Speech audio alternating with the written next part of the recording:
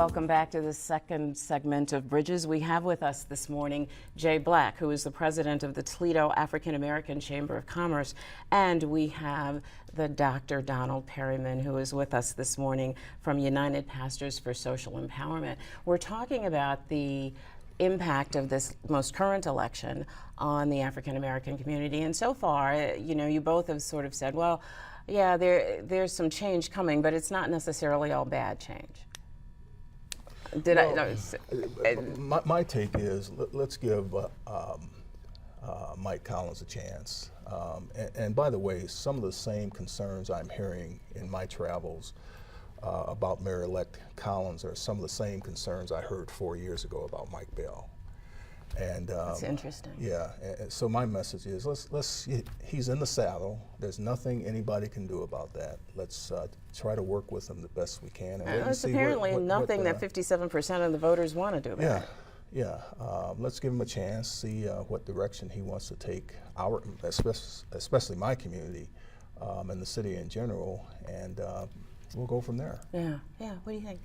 You have to give him a chance. I mean, that's all we can do is give him a chance. He won the election, and it's a matter of him having an organization that was able to go out and accomplish this victory and tap into the psychology of the people who would vote for him.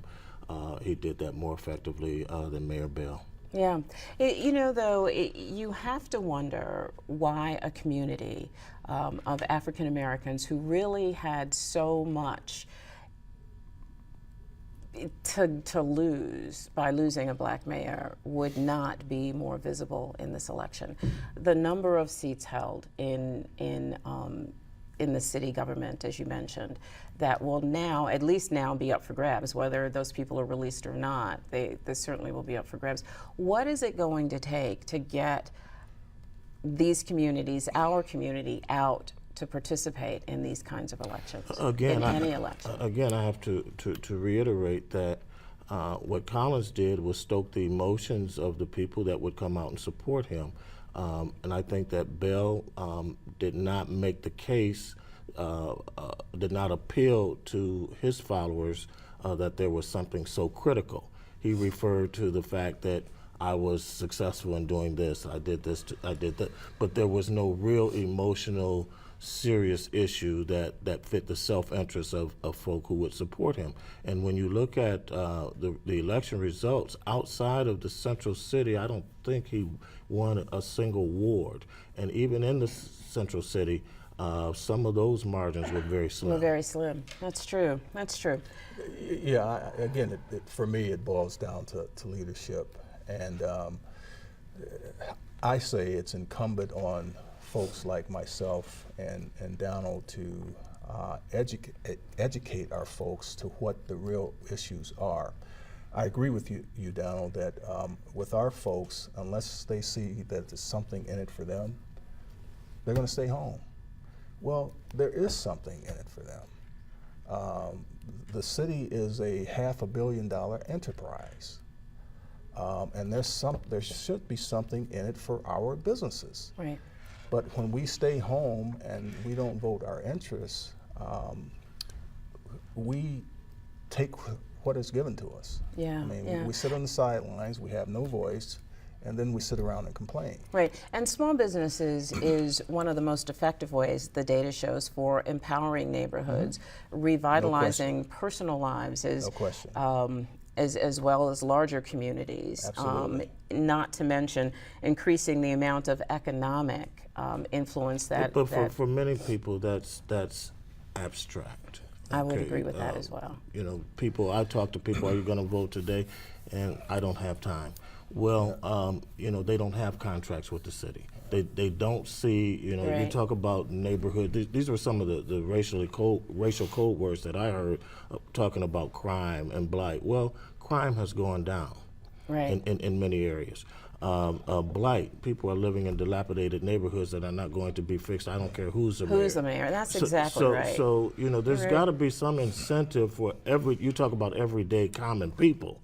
Yeah. There has to be some type of incentive and some type of assurance that their Right. lives are going to be better or change. That's exactly Well, right. I agree our with that. abstractness needs to, leaders in our community needs to explain that it is not an abstract. It is not an abstract phenomenon. You come to Center of Hope, you'll hear that every Sunday. And so we did educate our people. Our people, many are very low income, but they all got out and voted. Okay. But that has to get out there. You're right, we do need to continue to educate. You continue to educate through your articles that you're writing, through my writing, through the pulpits that we have, not just in the church pulpit, That's right. but the community right. pulpits that we have. Absolutely. We do need to continue to educate. But ultimately, people are going to follow based upon, you talk about leadership. Leadership really is really about followership.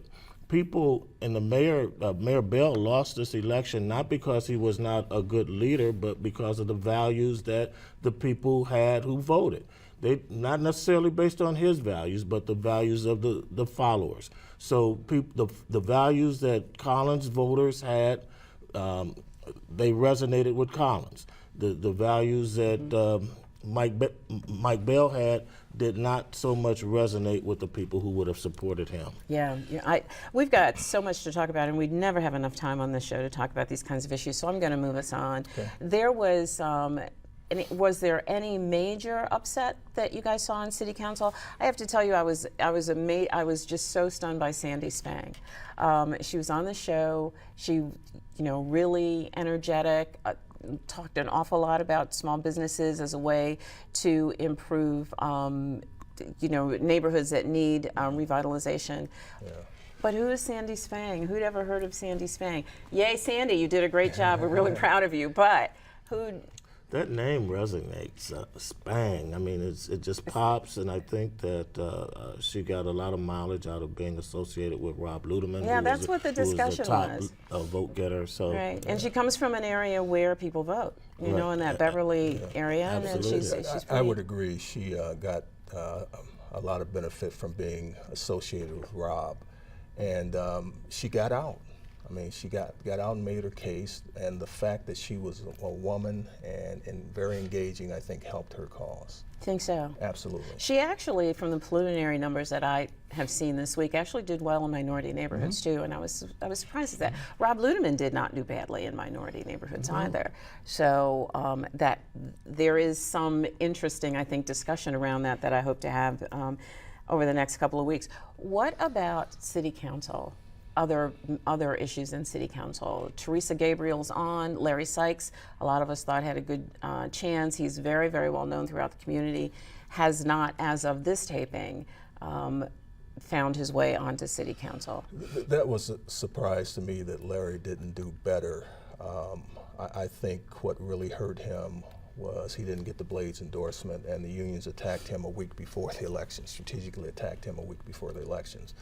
But I was really hopeful and excited about the council races, because if you look at it, we had the opportunity to get, actually have 5 blacks on council if everything would have panned out, and unfortunately it didn't. But I am not surprised that one of the 2 incumbents were in the top 6. I figured that one of them would take a hit. Mm-hmm. And that would have been Sean Enright for people who Right, who if don't things know. hold true to form. Yeah. Any thoughts, Pastor? well, yeah, I agree with Jay that the unions took a shot at both Larry Sykes and Adam Martinez. And so it's not a surprise that we find them fighting over the last available spot. Yeah. Adam Martinez, though, actually stood up and supported Bell. So that union sort of kickback I kind of get. But what was the Larry thing all about?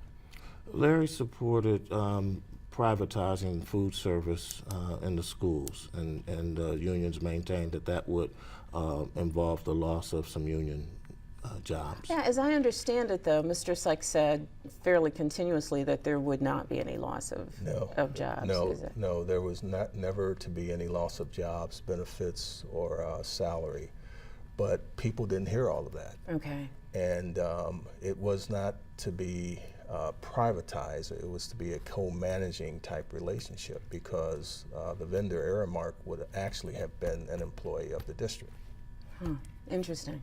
People just didn't hear the entire conversation, or that was a No. Yeah, because he is one of the most popular elected officials in our city. We have just a few minutes left. 1 minute left. What about Vasquez? Quickly, I was really surprised. I'm really surprised that he had such a strong showing. Great guy if you've ever talked Yeah, with him. he is a great guy. But the fact that he didn't have the TFT's endorsement, I thought would be a real problem for him, and it turned out that it wasn't. Turned out to be okay. Sometimes endorsements are important and sometimes they're not. Yeah. A quality person. Yeah, that's really true. At any rate, we have a school board with the addition of Polly Taylor Gherkin. Varwig, Christine Varwig is on there. It'll be an interesting school really board will. moving forward. It So really will. we'll just have to hang in there and see. It's going to be an interesting year next year. We're going to talk about that some more on future shows of Bridges. Hang in there. We'll be right back.